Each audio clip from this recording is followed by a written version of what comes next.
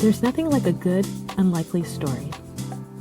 And everything about LaTonya Whitaker's story thus far is just that. Because there's no reason why a pastor's kid who grew up in a small town in Mississippi would be running a well-received soul food restaurant in Tokyo, Japan. But she and her husband David do just that. And in reality, to call Soul Food House just a restaurant wouldn't do it justice. Because the truth is, beyond the chicken and waffles, it's an outgrowth of years of intentional community that has produced a haven for those who are new to the country, as well as a supportive space for those who've been around for a while. But before you get to that story, you have to walk through the many twists and turns LaTonya has experienced. This includes realizing that she and her husband were scammed the day they landed in Tokyo. The outright suggestions that they pretend to be married to other people in order to get their business launched, and relying on their artistic backgrounds to navigate professional opportunities. LaTonya shares the significant ups and downs in building her life in Japan, but she also drops some important advice for those who are leaving home for the first time. She breaks down how her long-standing Thanksgiving dinner traditions ended up providing some of the crucial financial support needed to launch their business. And she shares why she launched the Legacy Foundation to ensure the Black experience in Japan would be supported and documented. Like I said, everything about her story is unlikely, and nothing about it is a straight path, but it is certainly worth the ride. Welcome to the Global Chatter. All right, so I always appreciate the fact that when we bring guests onto the show, they either get up really early or they stay up really late, because when you're hosting a podcast called The Global Chatter, you get all kinds of different time zones. And so at the time of me recording this, it is about 9 o'clock in the morning, but it is not 9 o'clock in the morning where our next guest, LaTonya Whitaker, is. How are you doing, LaTonya? I'm doing just fine. Oh my gosh. And people, if you read the show notes, which most of you don't before you listen to this, you are in Tokyo, Japan, correct? I am. And right about now it is 10 o'clock at night, but it's all right after work. Look, I mean, here's the thing. I don't look old, but I feel old. And after 7 o'clock at night, because I get up early, I'm so tired. So kudos to you for being up. Because my friends call and go, "What are you doing?" "About to go to sleep. It's 8:30. I'm like, I know. I don't know. It's so interesting. I used to stay up late. Like usually my normal would have been stand up to 1 o'clock in the morning. And that was even after, I don't know, and waking up at like, I don't know, 8 o'clock or 9 or whatever. Now I am going to bed, about 10 o'clock. And then, but this morning I had to wake up at like 5:30 or 6 or something for whatever reason. But yeah, it's been one of them days, girl. But I'm very happy to be here. And I'm glad you're here. And I was just going to say, this is what people don't tell you about aging, is that, when they say, I was thinking about this statement the other day that youth is wasted on the young, because you can do all kinds of things to your body and your body just bounces back. Whereas now, I stay up late and it's like I'm hungover for 5 days, and literally all I did was stay up past my bedtime. And I'm like, whew, I need to go to bed and I need to lay down. Right. Sleep is important. And then I'm for me, I'm 45 years old, I'll be 46 this year. And I had my baby late, I had him at 38. So now, with him starting first grade, I'm on a whole new different time schedule right now. So it's just like, what you mean I gotta wake up this early? What is this? Shit. Girl. Whew, no, I feel you. So I with that am appreciative that you are staying up past your bedtime to hang out with us. My pleasure. So I like, this is a question I like to ask everyone who comes onto this podcast, because we are called Global Chatter. So everything we really talk about is internationally focused. But when I was doing some research kind of on your background, and of course your husband's also there with you in Japan, I was learning that you guys are from Mississippi and Georgia. Is that correct? Yes. I'm from Oh my Clarksdale. God. Well, I always say I'm from Clarksdale, Mississippi, which is where I went to high school and stuff. But I stayed outside in a country area in a little town called Farrell. And then my husband, yeah, he's from Atlanta. Okay. Okay. So we got small town and we got Yes, yeah, ATL. he's from Okay, that's Atlanta. fair. Yeah. And here's the question then. How does someone who grew up in a small town in Mississippi end up living across the world? Like, did you grow up traveling, international experiences? Like, Girl, please, what was the story? like I said, I'm from Mississippi. We be staying at the house. I love it. Sure. I still, if it wasn't for my husband, shit, I still wouldn't have tried sushi for the first time until Which is ironic. Which is ironic of ironic. which is But yeah. ironic now because I have it all the time. So, But it's no, I went to school in Atlanta. Did my graduate studies there, and got a master's in divinity and counseling. mhm, And then I met a Japanese pastor and his wife, and they wanted us to bring some kids over to Japan. And so we brought about mhm. 25 kids. And then we decided, my husband and I loved it, thought we was going to come here for 2 years. And yeah, it took a little bit longer. Wow. So basically, if I'm understanding you, prior to you continuing your education in Atlanta, you didn't really grow up traveling Oh internationally for no, sure. my Did you my even grow? family, Yeah. my family were one of the ones that we would travel across the United States. They wanted us to Mhm. see the United States, and so we went to several different states and cities and stuff like that. But going outside the country, I didn't even take my first cruise until I met my husband. His Mhm. parents were travel agents, and so Mm, we did. That's when it was like, okay, I'm going to the Bahamas or I'm going yeah. here. But we really didn't think about living outside of or going to another country. Definitely not that. I'm such a family girl that I Yeah. felt like you had to be close to family. So Yeah. And and I've said this on previous podcasts, but so the United States is so big, and you know this, that yeah. honestly, growing up, let's just say growing up in Mississippi and then even traveling to a New York or to a California or to Chicago, Illinois, that's like being in a different country in so many different ways. It is, and it was they were such great experiences.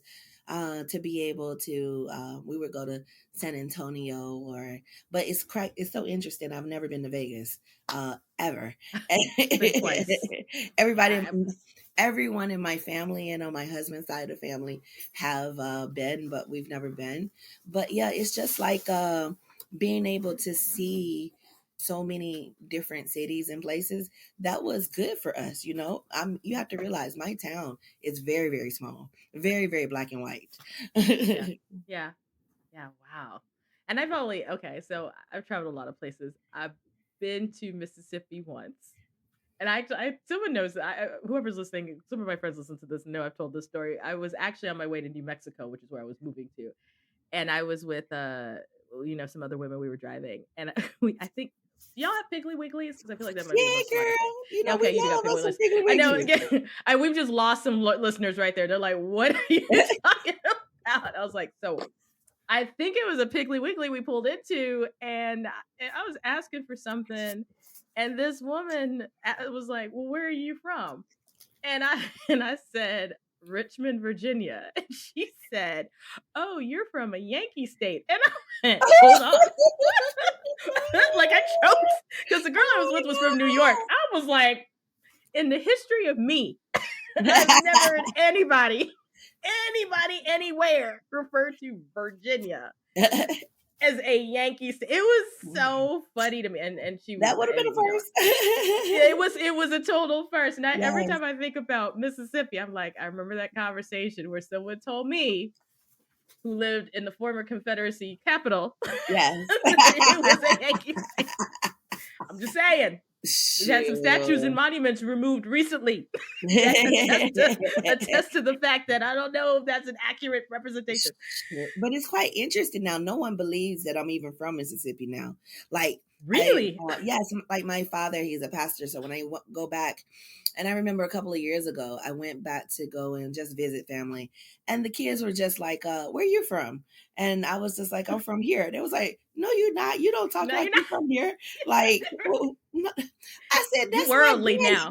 I'm in church going like, "That's my daddy right over there trying to." I'm grown, but that is my father. Like, what you mean I ain't from here? Don't you know who he is? That's my mama. What you mean? Why do I have to convince y'all I'm from Mississippi? It's like, no, you don't talk like us. Go on. So here's then what I'm really curious about then is obviously you left Mississippi, you went to Atlanta, and we're gonna talk about that meeting with the pastor.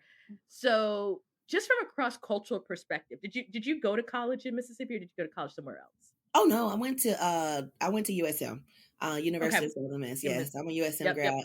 And Just it say was Ole Miss. I Yep. love Hattiesburg, and it was a wonderful school. Yeah. And so I then I'm curious because we like to talk about cross cultural things on this podcast. So just even Hmm. going from living in Hattiesburg, right, college town in Mississippi, and growing up in Mississippi, and then going to Atlanta, was there a culture shock just even between those two places, or were you just like, okay, I'm in the big city and this is pretty cool? Now, it's quite interesting because even though you say that, it was actually a cultural shock going down to Hattiesburg, because Mm, when I'm in being in Mississippi, in the northern part, like I was saying before, it's very black and white. Definitely very black and white. You didn't really get a chance to see other. I mean, there was like the Chinese store and and stuff mhm, like that. But when I went to USM, there was such diversity. Like in mm, Clarksdale, there was still separate sides of the tracks. There was mhm. the white Yeah. side of town, there was the black side of town, there was separate proms still.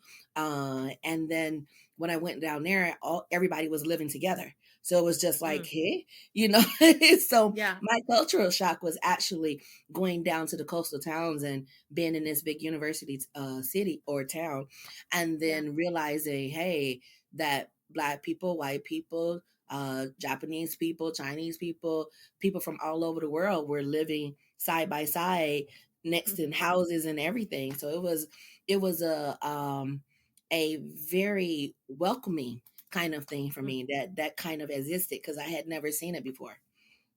And thank you for that nuance because I think often, and I currently live in North Carolina, so I live in the Southeast. When we talk particularly about regions in this country, we're very very black and white, right? We don't realize that there's nuances, especially in this part of the country, right?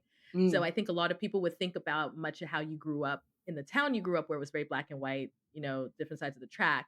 They wouldn't realize, but then there are parts of your state where it is just as diverse and just yes. as intercultural and intermingling as you would if you went somewhere up north or if you went somewhere Yes, west. definitely, Yeah. definitely. So that actually moving to Hattiesburg was a culture shock. So that by the time that I moved to Atlanta, it wasn't. It was more welcome. It felt more comfortable. Like this is the way life is supposed to be. However, when you get to Atlanta, there Yeah. are a lot of people within the Black community that are living there and living in excellence and doing it well. So that was quite welcoming to see Yeah. as well. So you're in Atlanta and you're going to divinity school, getting your degree in counseling. Woohoo, counseling degree. I love it. And so I have to do a shout out. But you're there and this opportunity now, I'm assuming you met your husband there because he's from Atlanta. Yes, yes, yes. Okay. And so this opportunity to go to Japan, had you flown international prior to this Girl, event? please, you ain't not. Had you taken anybody's kids anywhere prior to this event? Girl, let me tell you. Okay, I so had I see not that got faith. no, you have to Oh, realize, even when we did our trips as a child, they were always road trips. You understand what I'm saying? I right. didn't take my Okay. first flight until after I moved to Atlanta. And then I called myself, was gonna fly home and be like, yeah, I'm a big girl. Praise God, it was only a 1-hour flight because I was scared going like, what the world? We are not supposed to be up here. What? Get me down. I rented a car and went back. What happened to all that faith? Girl, that faith went out the door. What you talking about? The faith That was just like, sorry. it was so good that the person next to me was the flight attendant. It's like she was traveling, I guess, and my head was in her lap the whole time. You don't understand. I was just like holding on for dear life. It was cool up until I'm going like, what's keeping us up here? Until you got up. So until you got up in the air. How did I end up in Japan? I still don't know. Yeah. So that was the first in. Here. So what's funny? In an earlier episode, I had Candy Route. She's Jamaican. Her husband is Jamaican, and I think her first flight out of Jamaica maybe was to the U.S., which is far enough. It's not that far, but whatever. But then her second flight was to Japan. Okay. Now, her husband, his first flight anywhere was to Japan from Jamaica. Oh my goodness. So I was right. In actuality, my first flight was that, and then my second flight was to Japan. Yes. Right. Right. And so go ahead. And I was gonna say, you're probably gonna say this, like, you can imagine, and this is for me. I grew up flying. I've been flying since I was 2, and I'm very much nowhere near 2. And so for me, I'm, and I was flying by myself at 12 or whatever. But I'm sitting here going, oh, to really think about, and I'm trying to put my mind in your shoes, to think about never having really flown anywhere, and then it's not even like you're doing a real short, what I mean, like New York to Florida, or even like DC to California, which is equivalent to doing DC almost to like London, but like Japan, which is like literally across the world. But I'm gonna tell you, I don't know how my husband had a coworker whose father was I don't know, a retired pilot. So somehow we got first class tickets, and we were in row 1A, 1B. Wait, this was the first flight? Yes, that was your Japan, first flight. See, this is how you mess your own self up, though. This is how you mess yourself up. But it sure made it a whole lot better. Right. It made it a whole lot better. If I was in economy for my first flight internationally, you probably would not be here today. That's all I'm saying. You would probably be in Atlanta, living your best life. Yes, living my best life. There is, and I know this is gonna sound bougie, but you are right. To me, first class in the U.S., whatever. The flight is too short. There's not enough amenities. I don't care. Whatever, right? But then if you're doing first or business class, and it's a true internet, especially a long haul, 12, 13, 8, 10 hours. Look. I mean, we're all like, yeah, we're all on this plane. Whatever, though. Until you have your own space and you just have all your stuff, and there's only like 4 people sharing a bathroom. You know what I'm saying? You want to know what was so funny, though?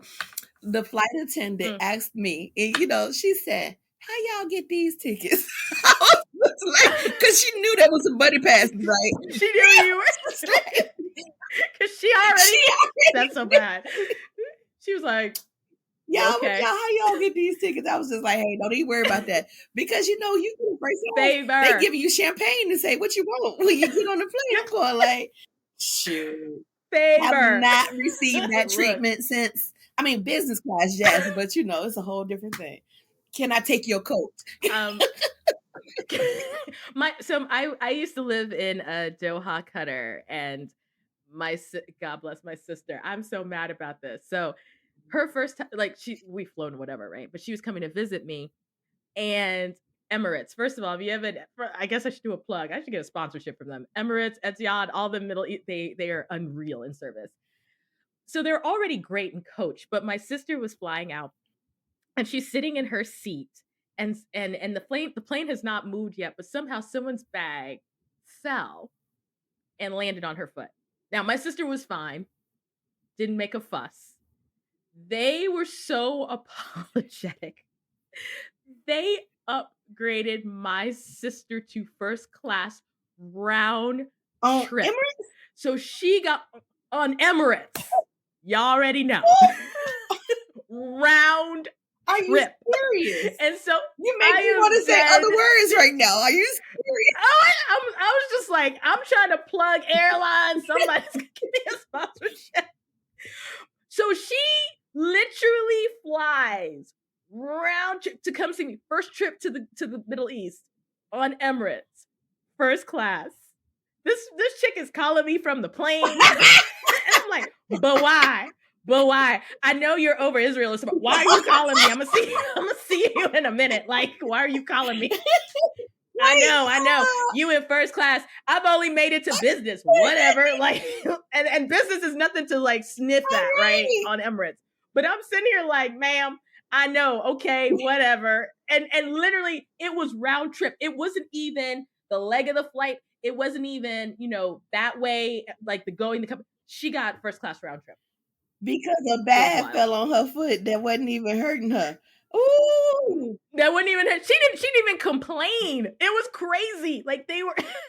And so let me tell you, I'm thinking to myself, if I have first class on my first international trip to Japan, it would kind of mess me up because yeah, it'll mess you up.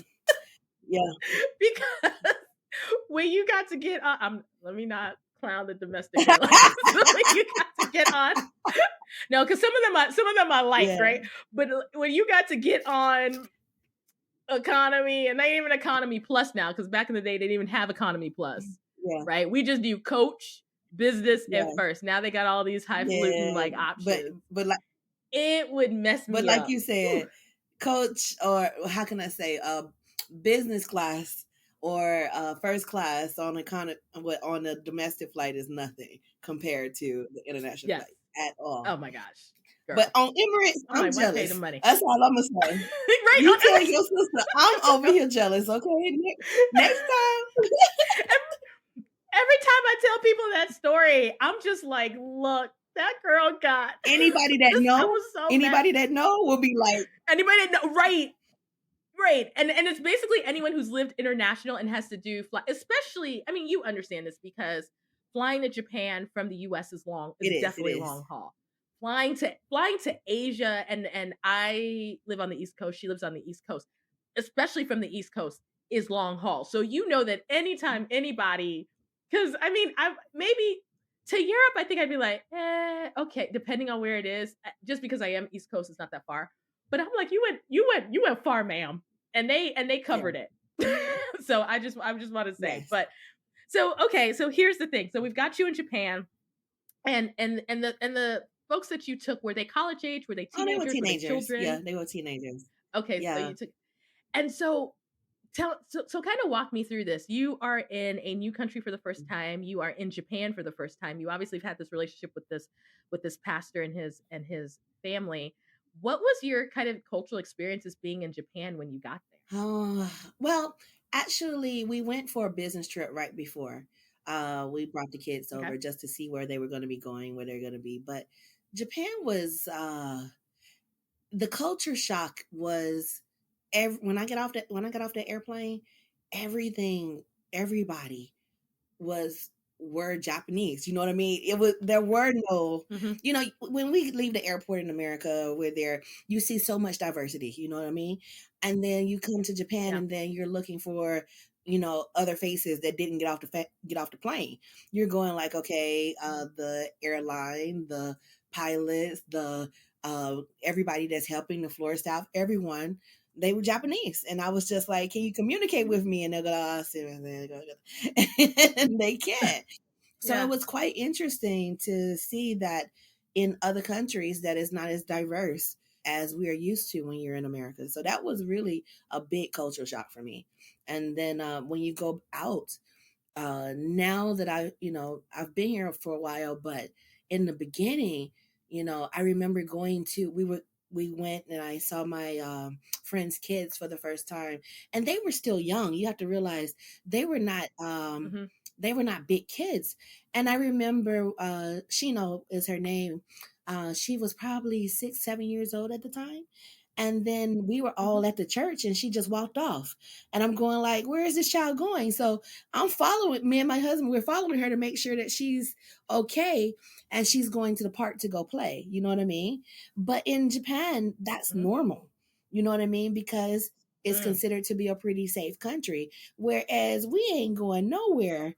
You know what I mean? We ain't Sorry. walking nowhere by We're in the ourselves. same I was gonna say we're in the same generation where there were so many kids' faces on the back of a milk carton. They don't even do that anymore. But do you know what I I'm know talking what you're saying. about? Like I said that to someone. I was like, do they do that anymore? They're like, no, now they've got the little You know flyers. what I But mean? but like So I was just, and then I'm you going like, and so she was happy to introduce us to her friends and we played and stuff like that. And then her mom came looking for us, because the other, the Mhm. kids and everybody was looking for us. So they came looking for us. And she was like, oh, she just played with her friend. She's fine. You can come on back. And I'm going like, okay. And now that I've been here, you realize it's really okay. And I'll tell you a different story about that later. But yeah. I think I would have the same reaction to you as you, to be Yeah. honest. If I saw a little kid just kind of wander from their parents, my first concern is I don't want anyone to snatch this kid. I don't want them to Yeah. get hurt. Do their parents know where they're going? Yes. Is it Amber Alert? Yes, and you have to realize you Right? get on the train and you see all these little kids by themselves. They have their big backpacks and they're just by themselves, and you're going like, okay, what is going on here? Because in America we let think about it. We let our kids walk to the corner. It's called child abuse and get arrested. We what you Right. mean they walked a mile? You know? Right. Well, and I think the closest we may have in the US is possibly New Yorkers. Possibly. Mm-mm-mm. Although I would argue that, and I think it is generational too. I would argue that maybe some of that has changed because of what we saw in the 70s Yeah. and the 80s and the 90s, and how people parent. But I would say probably if we look at collectively, just in terms of just letting kids get on public transportation. Now, half of us don't even got public transportation is to You be got getting that on. right. So I can't, it's hard to say like, we don't let them get on because we ain't got, we all in cars anyway. Definitely not admit. We get in the car, shit, But, and but getting on your bike and just riding around and doing all of that, I think that that's very much generational. And but you're right, to see a little kid on a yeah, subway without a without parent a would parent, freak it me out. really Like, did. If that freaked me out for real. I think, yeah, just it was amazing to see trains being able to take you any and everywhere, because I didn't live in New right, York. I didn't have that experience. You drove everywhere. So mainly everyone, I mean, I literally would see like and we say obachans or like grandmamas, granddaddies in their electric wheelchair, and they're so independent. Like in the States, yeah, once you get older, so many people are waiting on other people to take them somewhere.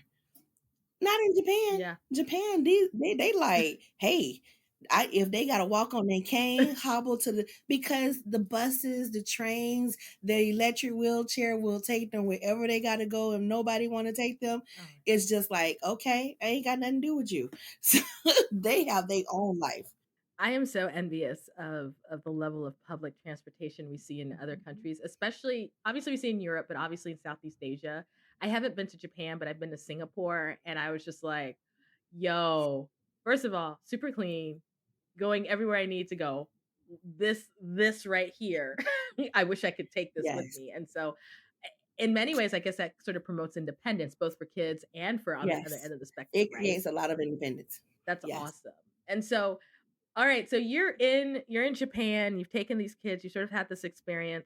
So I'm curious at what point you and your husband decide, okay, we could live here. I think on heading we were in Japan with the kids for like 10 days. And I want to say it was actually toward the end of the first week that we just really, really enjoyed being there. And we were looking at the opportunities of what it would take to actually come back and move and do a more full time. mission trip, or but that took about a year and a half before we can even come back. But literally, it was I don't know. We really enjoyed the freedom, the independence, the it was good. It was just a really really good experience. Everyone was so kind. It was a really good experience. And I'm curious, what was the level of, and I didn't really get into this earlier, but what was the type of mission work you guys were doing? So was it Yeah. teaching? Was it more Uh, hands-on, or was it something we else? did a lot of teaching. It was I'm a singer, so we did gospel workshop, and then we did but mainly we went into the public schools and did teaching, elementary school. One also was a Christian school, Sega Quinn, Mhm. and we did it was I don't know, it was mainly teaching English. And then we did like Mhm. a open mic night, I guess you can say. And but for the most part it was Okay. teaching English. Yeah. Very cool. And how was it trying to corral teenagers? As someone who has had to do that in a variety of settings and including some mission settings, believe it or not. How was it just trying to manage with a group of teenagers in a different country, Oh, and obviously they were somewhere where I great. assume you didn't speak the They were language? great. They were so excited. Were Yeah, they? they were so excited to have the opportunity. I think there I didn't have many problems on the trip. It was after I returned, because when we the first week, all of us stayed together in a shared space. Like the girls were on one floor and the boys were on another floor. In the second week, we did homestays, and then Mhm. everyone was one person, one house. And then when we got back, even though every week we did every day we did a follow-up to see how you doing, what was it like, da, da, da. Just I found out when I got back there was at least one child who was, even though he was a teenager, he was so scared to be in another person's home, and never ever Mhm. told anybody, because he didn't want anybody thinking he was like scared. Yeah. And so he went through a slight trauma, actually. So that Mm. was, but we didn't find that out till we got back.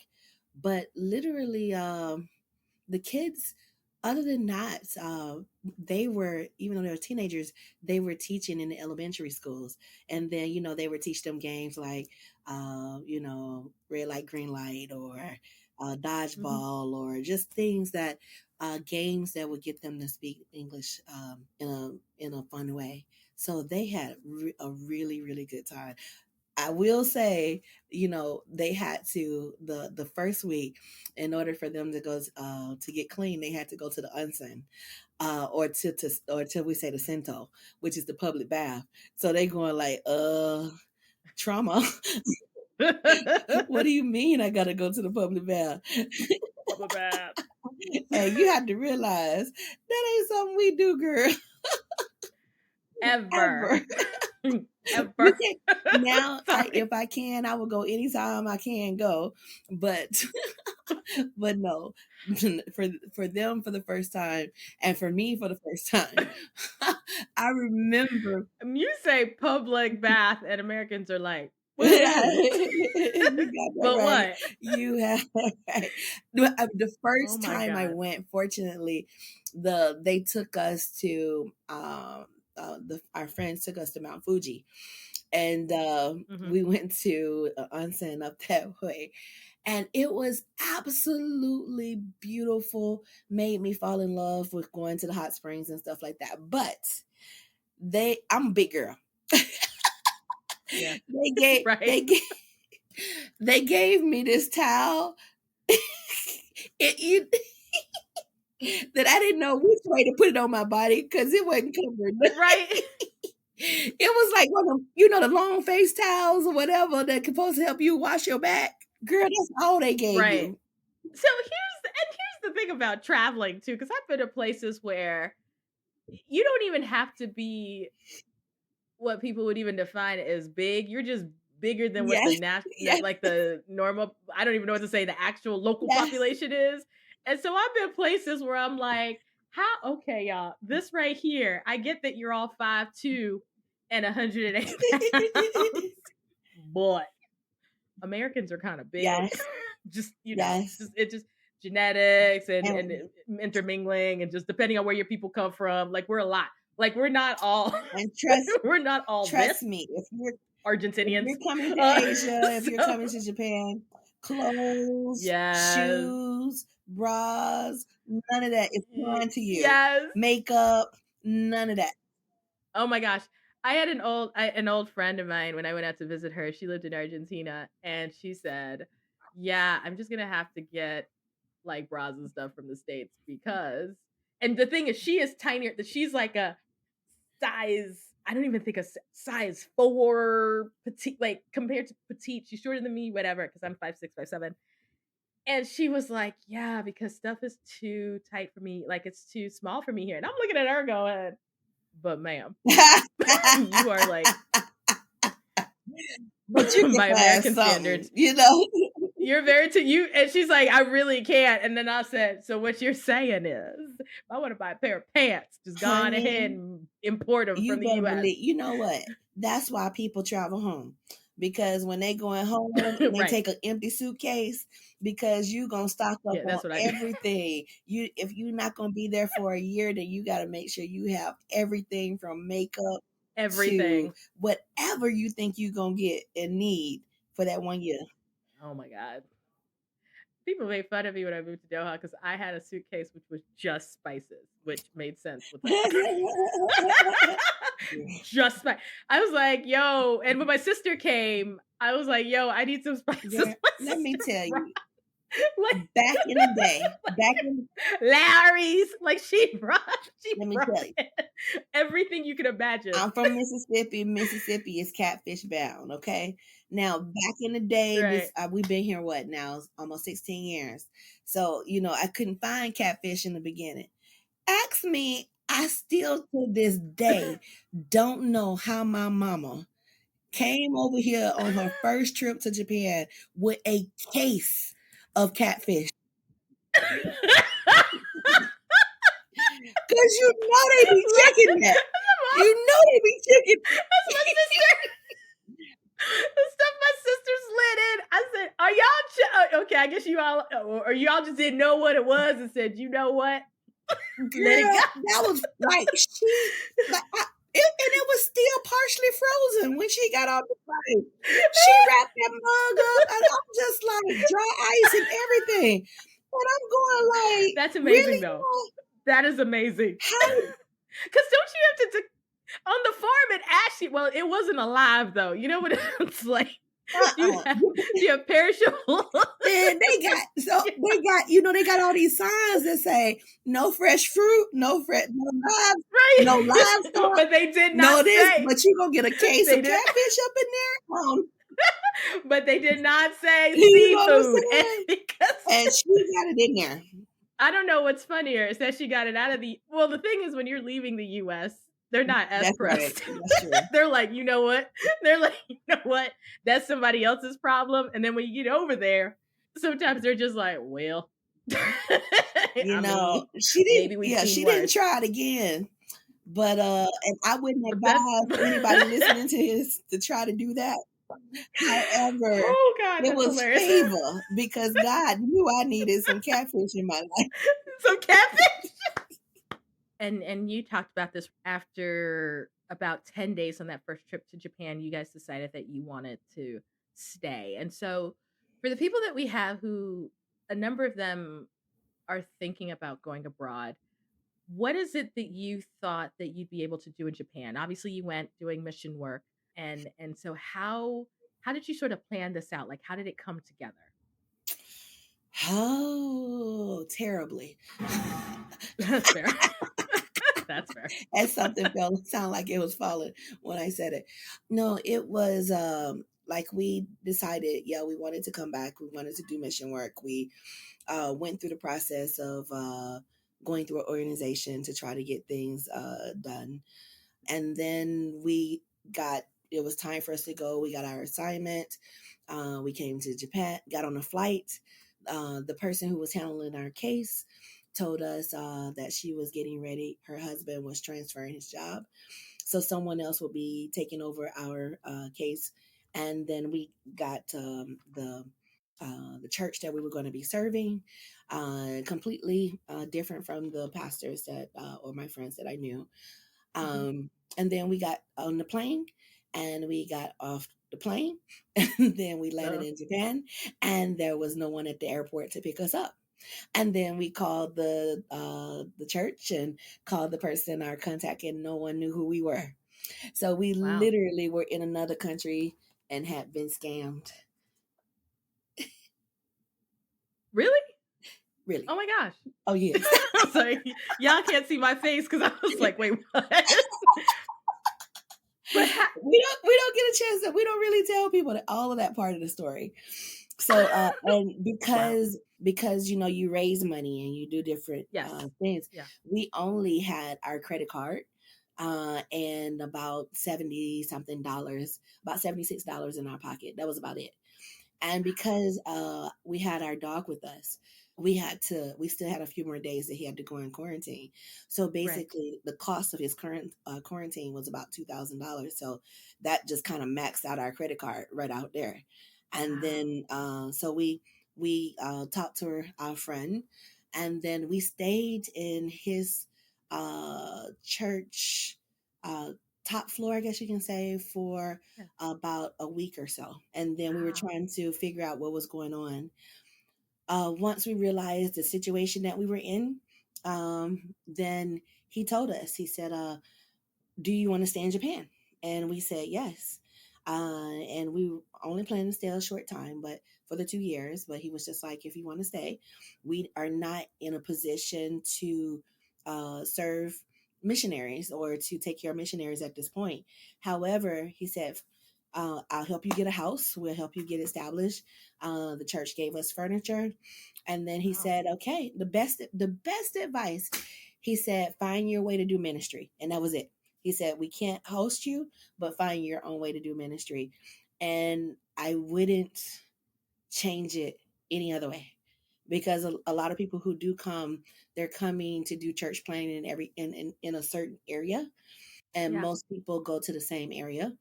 But for us, my husband and I, we did food and music. And that's what Mm. we did. And it's continued to what we do today. So let me back up a little bit because I do realize that this is in a mission context and there's some stuff I know and understand that from my own background. But when you in terms of the plans that were supposed to happen, were you coming with a sending agency or were they tied to this original pastor? How did No, no, no. okay. So when we got back, we knew that the nomination or the organization that was connected with the pastor, they were not in a position to do mission work at that time or Okay. to host missionaries. So we went through another organization to be able to do it. Now the organization is legit, but the person who was taking care of our case at the time turned out to not be.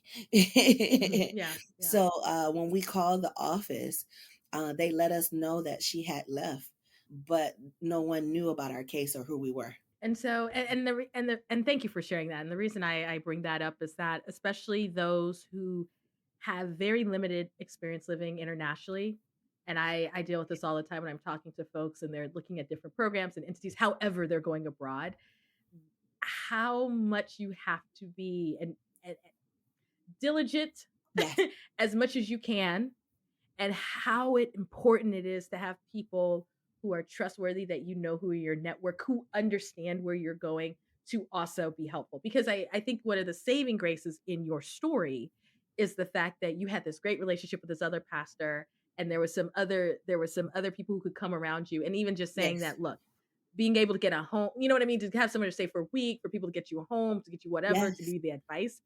That's because your network exactly, was helping exactly. you, right?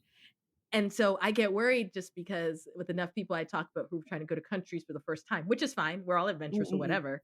But then they're like, "Oh, this person says I could do this," and I'm like, That's right. "Do you have people who can support you and who can vet and who know the lay of the land?" And Exactly, so, exactly. And we tell people yeah, all the time now, just make sure you do your research, make sure that you have enough money in your Yes. pocket to, if something like this Yes. happens to you and you don't have that network, that you have a place that you can at least lay your head. You know what I mean? So, Yes. because we've had customers, like literally, and you'll talk about this later, but we've had customers who have come and they found themselves in that exact same situation, and they reached out to us because we were a known, you know, Hmm. foreign restaurant in Japan, and knowing that they Hmm. can find someone to speak English. And it literally, they were, oh, my, situations such as my credit card doesn't work, so I have no money in Japan, or because they didn't know that some banks in in America need to let them know that you're traveling. No, If you don't absolutely. let them know you're Absolutely. traveling, then they can think, okay, hey, my credit card is being, somebody is, You yeah, they stolen. stole their Yeah. credit card. So because they didn't let them know, they had no money, and they were in another country with no money, thinking, oh, I can use my credit card anywhere. You know what I mean? Right. Or just all kinds of situations that have happened, that we've met people that just did not prepare to travel.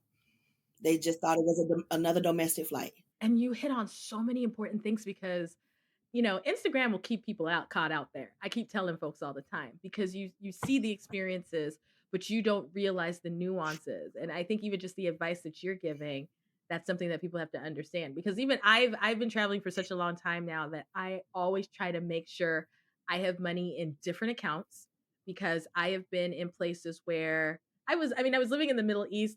I had one credit card for the love of God that would constantly get blocked.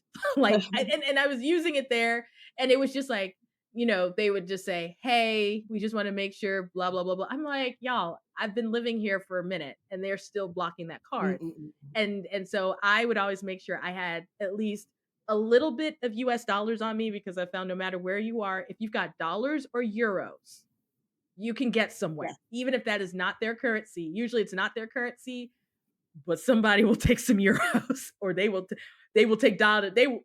Look, I have paid taxi drivers in countries that obviously that are not America, and they've been like, look, let me take that money because that Yeah. exchange rate. You are Yeah. saying something, and you have, now Japan is moving more to a cashless society, but you have to Yes. remember, 16 years ago, man, this place was nothing but cash. You know what I mean? It was just like Yes. people would, and there are little things that you need to know, especially like coming here. If you lose your purse, if you lose your wallet, Mhm. if you lose your passport, if you leave your phone on the train, 9 times out of 10, you're gonna in Japan, you're gonna get it Mhm. back Yeah. with your stuff in there. Yeah. Now, I Yeah. can't promise you that in America. Oh no, you ain't gonna. Oh, please. No. No, you get it back. You get it back. Middle East is the same way. Like, well, and I'm saying the Gulf. So living in Uh, Qatar, Saudi, whatever, same thing. Like, if people leave their purses in their car with their car open, gone, nobody's touching it. yes, That's a very particular part of the world, yes, that is. right? Yes. But you but you are right though. In the States, look, not Forget even in the about it. States. I forgot a wallet in, where was it? Paris. I was in the airport. It was 2 seconds. Cleaned out. Cleaned out. So like, yeah, so that girl, Girl, please. I remember the first time we went to a store called Seiyu, and that's like the Japan Walmart, actually owned by Walmart. Uh, So this is Japan Walmart. they still don't have all the stuff you need, but you know what I'm saying. But Right, of course. literally, we were shopping, and for some reason, we had our tablet, and my husband laid his tablet down for some reason, don't know why. And we left, and we went home. We were like, "Where's the tablet?" Literally, I think we came back maybe an hour and a half later, and it was still sitting in the same place, like in the same place. I mean, and you see it. Meanwhile, Meanwhile, I was in Florida with a tablet. I feel like I have the counter story to every story. Meanwhile, I have lost a lot of things. I was in Orlando, and literally there were only two other people who were in that room. And I had a tablet that I forgot about for all of 20 minutes get jacked. But little did they know that it was old and it was slow. So I wouldn't copy a new one. I knew where that was going. I was like, so, personally. So it's the yang to your yang, right? Yes. You can be in parts of Asia and nothing gets stolen. Or you can have my experience where everything gets stolen in the West. I've had everything stolen. So here's what I love about the advice you were given. Find a way to do ministry, and you talked about food and music, Yes. and obviously you have talked and alluded to the fact that you have a musical background, and I know that your husband does. And you talked about this restaurant, or you've already talked about, you have talked a little bit about your restaurant. So how does this bring us up to your current establishment? So how did you guys go about ending up establishing your spot? You know Which, what? by the way, we have to plug, because everyone who has a restaurant or not, I always plug on all these things, and then everyone ends up hitting me up and saying, "Where's that one spot?" Like there were these two guys. We did a video series a long time ago, and they opened a soul food spot in Amsterdam, and to this day they've since sold it. People still are asking me they're chefs, right? Yeah. Where is the spot? And I'm like, y'all, they've got 5 other restaurants now. So how do we end up opening a soul food spot in Tokyo? You know what? Japan is all about relationship. I will tell you that it actually started, how we got the soul food restaurant started in the first year that we came to Japan. And it was literally, we were asked to do a Thanksgiving party. And we did a Thanksgiving party. First party was about 30, 40 people who came to our house. And Japanese houses are small, so you have to realize that's a lot. Yeah. That's a lot. And then we had one turkey. And that party went on for 10 years and grew from like the 30, 40 people to over 200 people that would come to our house. And it was a free party. And literally, from there, people were like, "Can you cater?" I was like, "Yes." "Can you do cooking classes?" And I started working for a company called Nikki's Kitchen, and we did cooking classes for about 8 years. And from there, students were like, "Oh, this is good, but I can't cook it at my house. It don't taste the same way as yours do.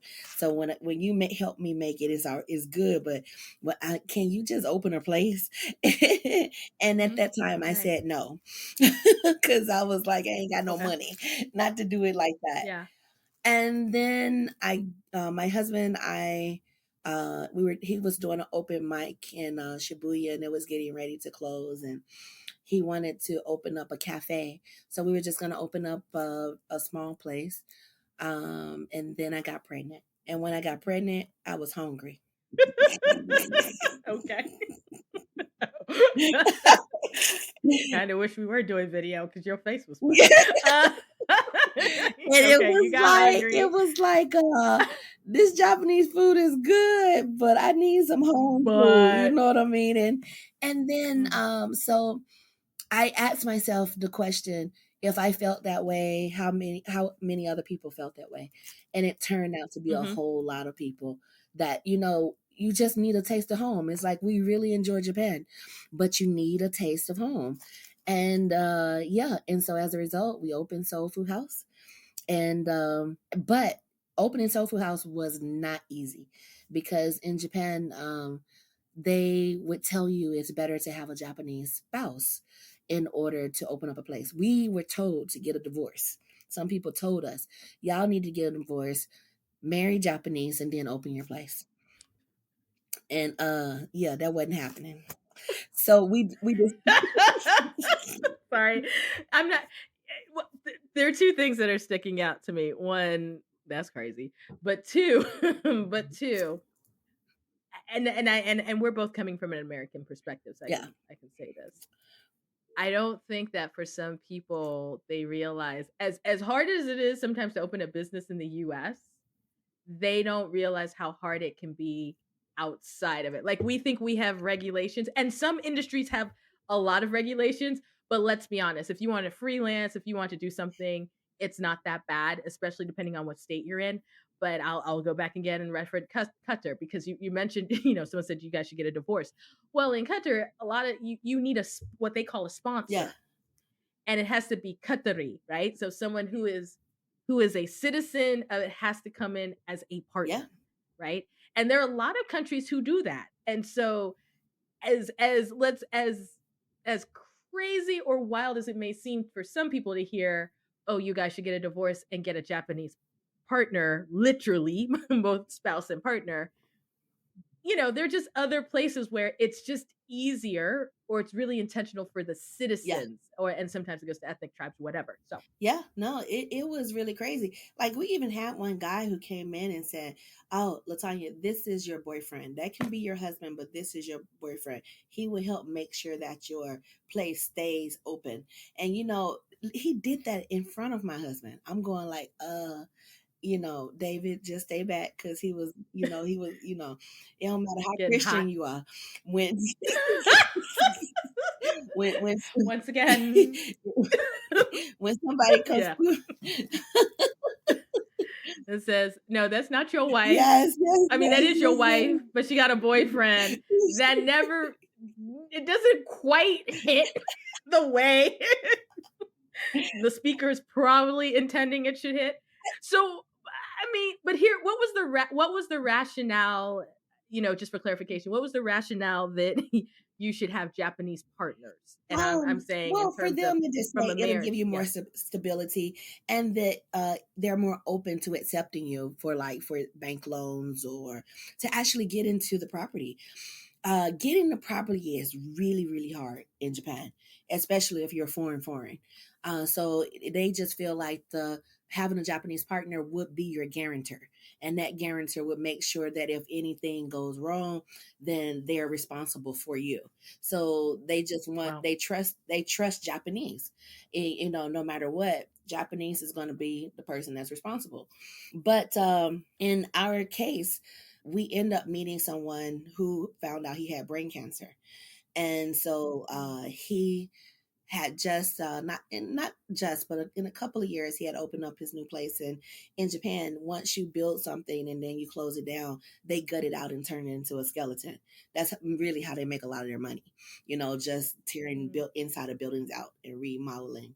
But he didn't want that to happen, and he had two staff that he wanted to take care of. So he wanted to partner with us, and it was a good opportunity for us to be able to go in and learn how to run a restaurant. Because I would tell you, my gifts, and I say this all the time, Sakai and Yochang, they were the ones that worked for him, and we agreed to take over for him. His name was Marcus. When we did that, we knew how to cook. They knew how to run a restaurant. Do you understand what I'm saying? I knew how to just cook, but they really, and together we built Soul Food House. And it was just like, Marcus, he didn't live past a year, but at some point, he had been talking to the building owners and the real estate companies and all that kind of stuff. And they came in to see what we were doing and saw that there was a good response. And they decided to give us a chance to say, okay, we'll give you your own contract. Now, what I will tell you though, they had told us that it was going to be a rollover, because we had already put money down, of only just paying 1,000 yen, not 1,000 yen, $1,000 to transfer over the contract. But it turned out when he passed away, everything changed, and we had to pay $42,000, 4.2 million yen. And when I tell you we only had $2,000 in our account, that was all that was in there, because we had already given it to, Right. yeah. So it was interesting, but the community loved the place so much. In the 10 years of Thanksgiving parties, and the people who believed in what we were doing were the ones who gave us the money in order to make sure that we stayed open. We had a customer who came in there for the first time on that Sunday prior to when we needed that money. And he won the remaining balance we didn't have. And literally, my friend said, "Hey, my friend is trying to get in contact with you. He asked me how much he needed, and he brought in the rest, and he just gave us Wow. everything." and won't let us Look. pay them back. Hey, that's better than getting first class from the U.S. to Japan, though. Although the ticket might be, the pricing might be so the that same. so 10 years of relationship, 10 years of Got you to that community point. built Soul Food House. It wasn't just us, because we make it based upon word of mouth. It's not, we can do all the marketing promotions and stuff like that, but it is the community and our customers that keep us open. Because you mentioned the cooking, right? And that was your gifting. And prior to this, what were you guys doing before you became full-time entrepreneurs? My husband worked for Bell South in America. And remote, you mean remote work before it was remote work? Yes, before it was remote work. He was working downtown. He was working in the downtown office, you know what I'm saying? Okay. And then I was working at a cardiac hospital as a chaplain. And so I was just like in Japan? No, this was in Atlanta. And then when we came to Japan, when everything fell through and we got here, and then everything we thought we had, we didn't have. You did the one job that you can get. That was become an English teacher. I was going to say teach English. Yes, sir. They call it Ikawa school, girl. But because I like to give people the full breadth, because I want them to know it isn't like you came with money, you came with resources, you came as engineer. You know what I mean? Like, I like to give people the full breadth so that they know that up until this point, when they see this establishment, it was very diligent work, and there were these roadblocks. Yes. We had I'm gonna tell you, $76. $76 is what we had in our pocket. Man, I remember when my dog came home from quarantine and my neighbors fell in love with our dog. His name was Smokey at the time. She brought over 2 packs of sausages, and she said, one is for the dog and one is for you and David. Yes, she did. So, and you know what? Ain't nobody hating on them sausages. They were good. So, I'm not.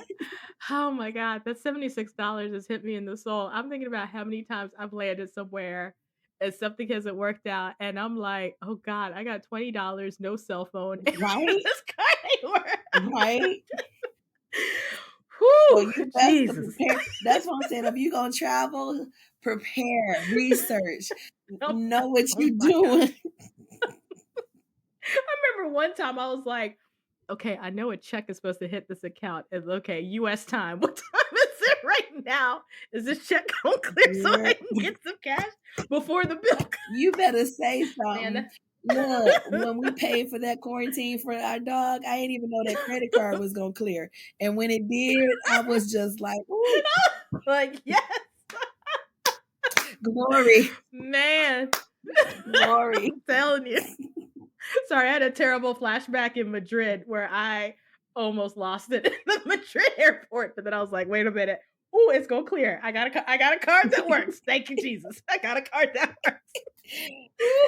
So how long have you been running the Soul Food House? Now it's in August it'll be 6 years old.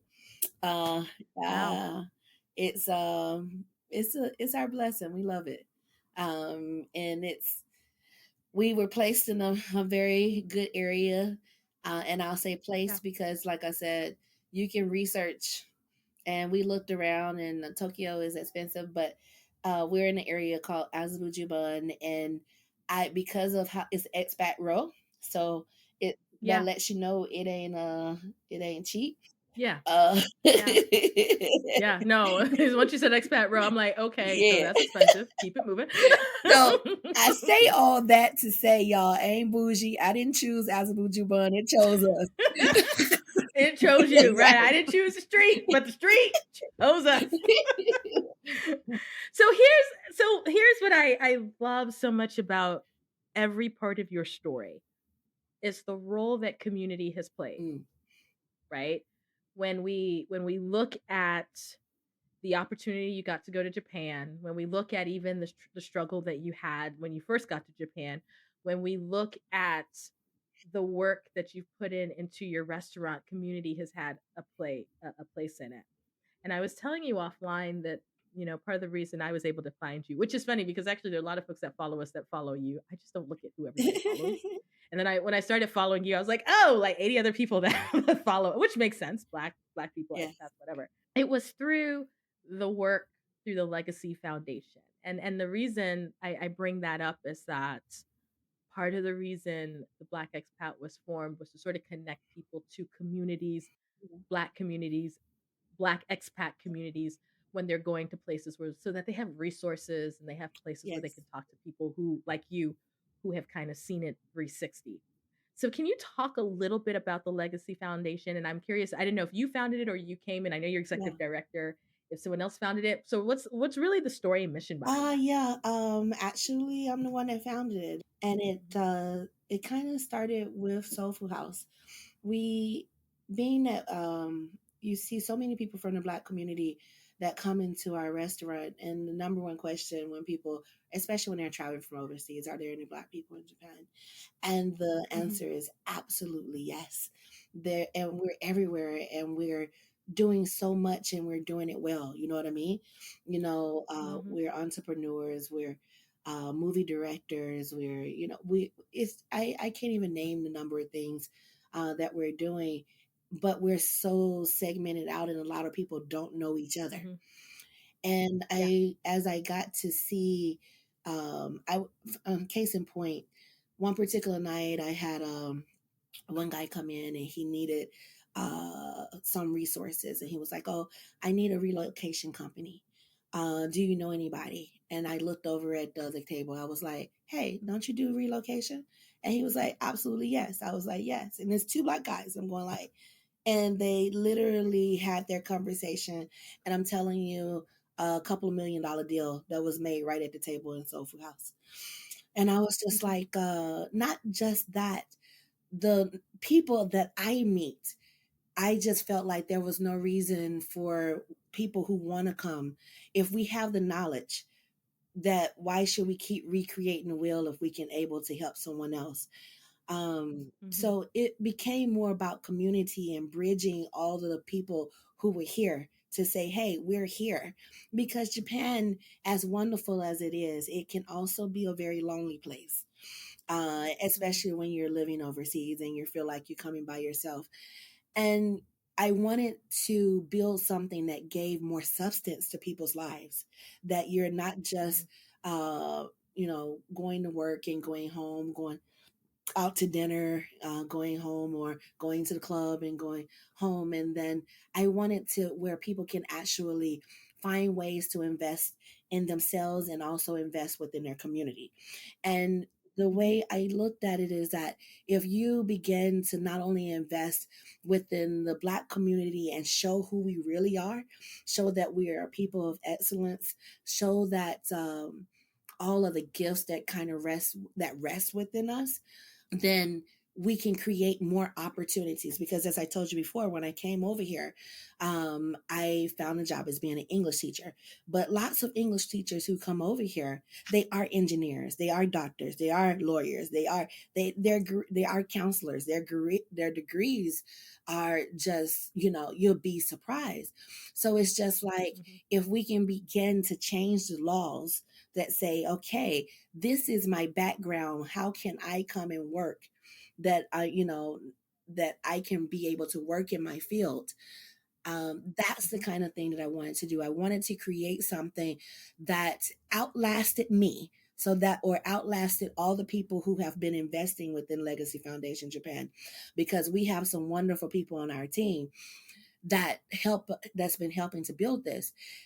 We wanted to create something that says, hey, let us not just live in Japan, but let us thrive in Japan and teach people how to mhm, thrive all over the world. So because once you mhm, once you live overseas, it's hard to go back and just mhm, you mhm, know. mhm, But mhm, yeah, it's literally, how can we build something that would support each other and say, what does community look like? I like I told you be off recording. I have a 7-year old, and he is beautiful, but he needs to see himself. And when he's in a restaurant, he gets to see himself more than other kids do. But like for example, in Japan, we have a lot of they call mixed kids in Japan. They call them half. Mm-hmm. Mm-hmm. And I looked, and a lot of times I have staff who are half, and they told me that when they were younger, they hated the part of themselves that didn't make them 100% Japanese. And I did not want my son to go, even though he's American. I wanted him and other kids who are growing up to feel that support, to say, yes, you are Japanese, yes, you are African American, or you are Black, you're African. However, every aspect of you is beautiful, every part of you. So let's show you your history. Let's let you see who you are so you can appreciate both sides in all of you. The last thing I'll say is that it comes down to what my mom used to always tell me, and I hated it when I was coming up. She would say, hey, Tanya, remember who you are. And so within the foundation, I've taken it a step further to say, okay, everyone, kids, even people who don't know, to say, hey, in order to remember who you are, you must first know who you are. So let's go on that journey and learn our history. Let's appreciate every aspect of our story so that, and tell our narrative of who we are so that no one can take that away. So that's, and it's been beautiful.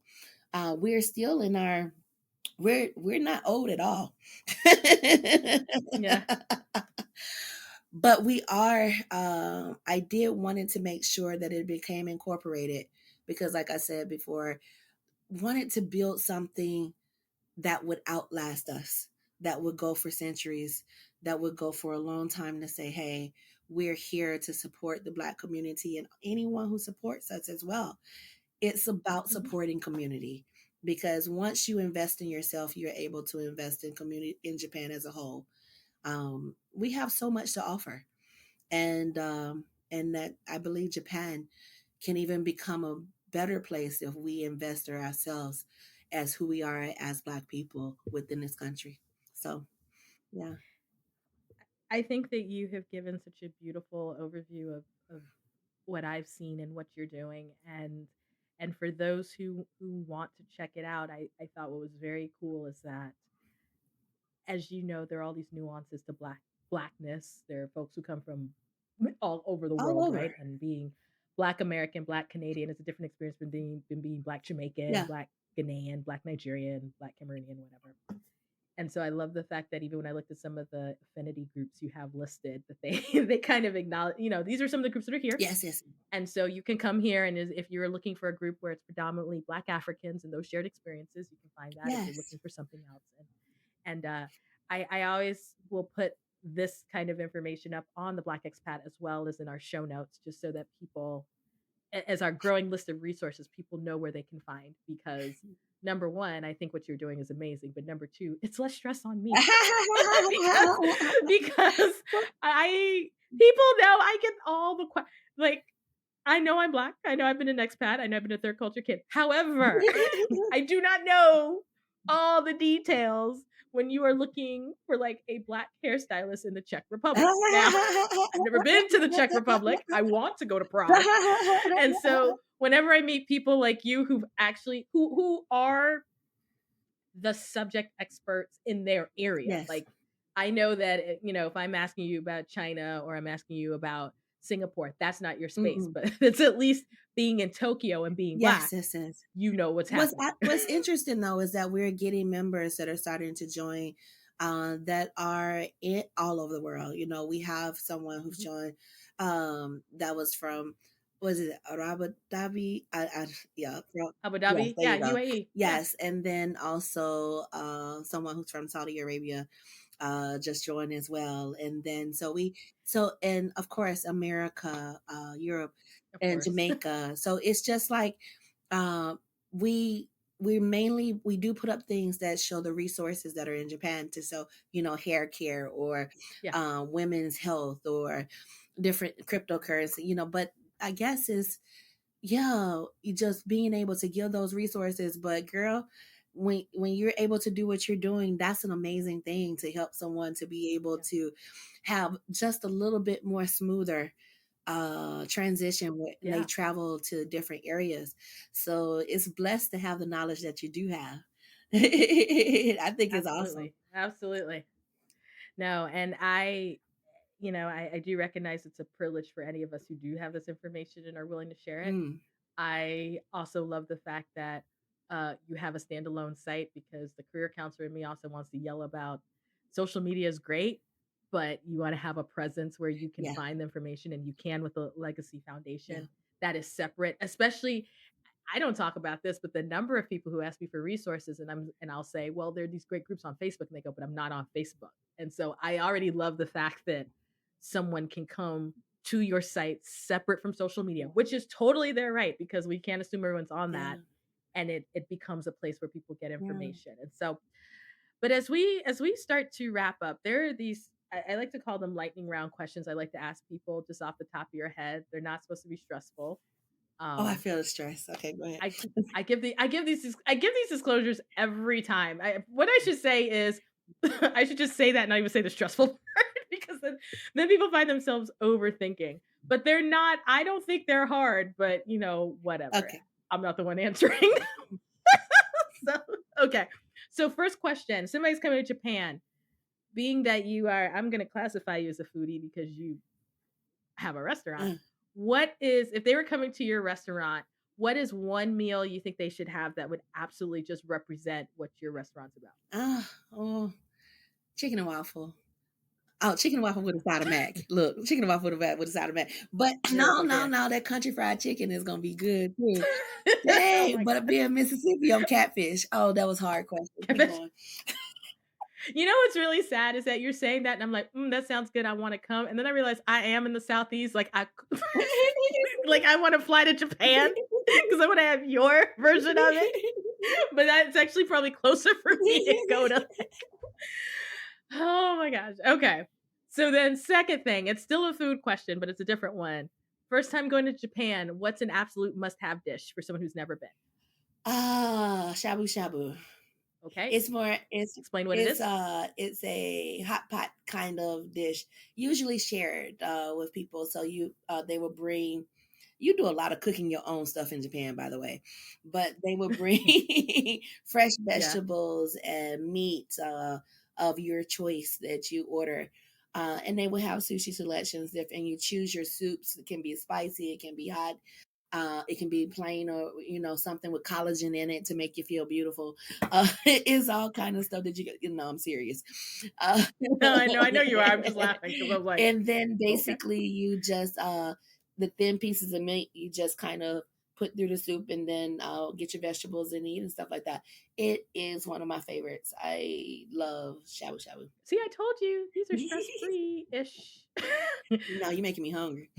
No, I am. It's Yes. 11 o'clock at night. You should. It's good. Okay. Last question. What is, and you've done such a good job of this throughout, but I wonder if you have another piece of advice. So, for someone who is coming to Japan for the first time, what's one piece of advice you would have to help them adjust? Be open to try something new, especially if you're coming from from your home country, from the United States, or even from Europe, and you're thinking, okay, I'm going to go to look for the American restaurant, or I'm going to go look for American things. You will be disappointed. You know what I mean? If you go and just to experience only American things, and you've missed the beauty of the country. You know what I mean? So try new foods, try things, that new experiences, try the onsen. Just because we don't bathe together in the States, don't nobody care when you here. So don't be afraid to try something new. If you limit yourself to only what you know, then it'll be kind of hard to have a great time. Mm.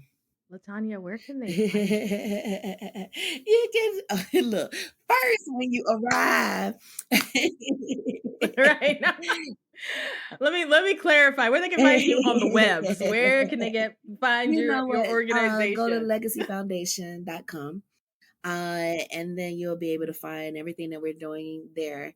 And I would definitely say, especially if you're coming to Japan and you just want to have some questions, or we have a lot of resources there to be able to help you to transition or let you know things that you're needy when you come there. And then you can also find us at soulfoodhouse.com, which is our restaurant. And in the same building, we have a lounge that's called Legacy Lounge. And so you'll be in this Legacy Lounge that come as well. You'll be able to find us. We're on Instagram, Twitter. Just look up the names. So We'll find you on and of course Facebook as well. But yeah, just come to our website, and yeah, you'll be able to find us there. We'll have all the links, as I said earlier, in the show notes and up on our website. So you'll be able to find the Soul Food House as well as the Yeah, Legacy Foundation and the Legacy Lounge. And she is right. If you just get plugged into one, you can kind of find connections to the other. LaTonya, you're thank you so so much for welcome. staying up with Yeah, me. thank you for having me. I should call this late night with Amanda, depending on who it is, early morning or It late has nights. been a pleasure. I've totally and completely enjoyed Oh this. my God. You are an absolute wonderful host. Thank you so much. And I'm telling you, I these stories, man, that catfish story is gonna rock with me for a Girl, long girl, time. I'm gonna just let this. Your My mama, mama, she did your that. mama did what my mama I would was so do. happy. I ain't gonna even That complain. I'm going like, you just right? count the blessings You, where you can get you up. can't be embarrassed. There ain't no Mm-mm, shame. She brought mm-mm. catfish from Yes, the yes, States. she did. Now, as we go out of this thing, don't y'all try that at home on y'all. Don't you be trying to Right? Like, this is I need to run the disclaimers. do Do not not try to try do and that. carry food across. Man, I mean, some of y'all get away with it depending where you're going, but I I can't ain't guarantee that guarantee it's gonna work nothing. out for everybody. And definitely don't do it Yes, coming to the no. States. What you want to do No, you is better go hope live you somewhere have else. favor, because you're gonna lose that bond. Right? Lose that fish. Oh my God. Oh my gosh. Thank you again. Thank you for all of you who've been listening in to this episode of the Global Chatter. We will catch you the next time. Bye-bye.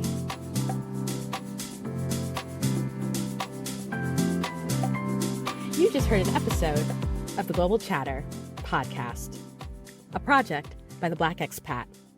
It's hosted by me, Amanda Bates, and it's edited by Stephanie Fuccio.